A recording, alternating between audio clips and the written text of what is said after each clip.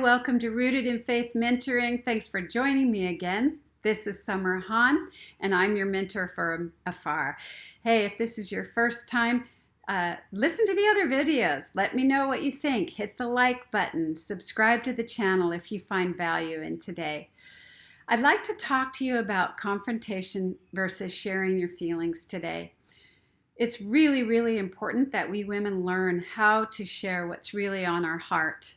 But it's very difficult sometimes because we feel that it's confrontational. I want to ask you, how do you share with somebody when they've maybe hurt you or done something to offend you? Or do you do that? In sharing your feelings, are you afraid of being real, of truly saying what's on your heart? Are you also afraid of what the other person's reaction or response might be, what they might say or do? And are you afraid that you might have the wrong approach? Well, I can help with that. We're going to talk about 5 questions to ask yourself to check your motivation. We'll get to that in a minute. But it is your responsibility to know when and how to approach someone. When you do so, don't be afraid of their response. You can let them know how you truly feel, and honestly, there's a saying that their response is none of your business. What you can do at that point is give it to the Lord and let Him take care of the result. Don't take it personally is my best advice.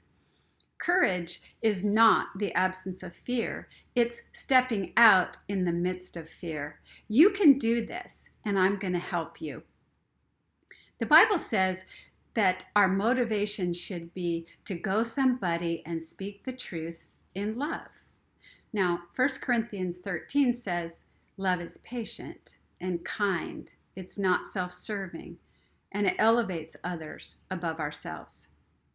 When we check our motivation, it's key in being able to share the truth in love.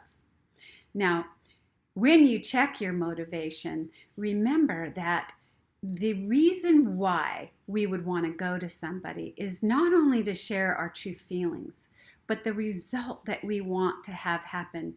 We want the result to be growth, unity, and maybe to help enhance the relationship. And we certainly don't want to walk around holding our feelings inside all the time. That's not good. So I'm going to ask you to really, before you talk to somebody, to stop and ask yourself these 5 questions and check your heart, search your heart, and think about what is my motivation and what is the reason why I want to talk to somebody. Some of these questions might feel a little icky, but it happens, and so I'm being real with you. The number 1 question I want to ask you is your motivation out of your pride? Do you want to teach somebody a lesson?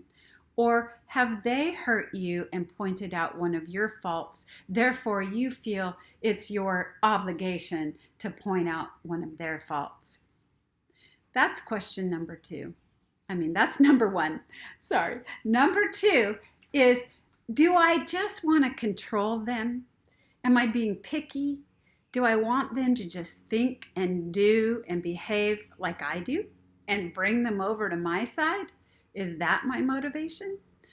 Number 3, how would I feel if that person came to me and spoke to me in the manner that I have planned to speak to them? Is their motivation and the way they speak to me going to be in love, in a non-threatening way? Is that my motivation? Number 4, do I have a contrite and humble heart, thinking that the reason why I want to do this is to build that reconciliation and to build community and unity? That would be a great thing. And number 5, could this be something that I could just let go right now? because sometimes that can happen as well. Like I said, you're going to know when and how to do this, but maybe the person did it unintentionally. And through taking the time to pray about it and let it go for now, you realize that their motivation wasn't to hurt you.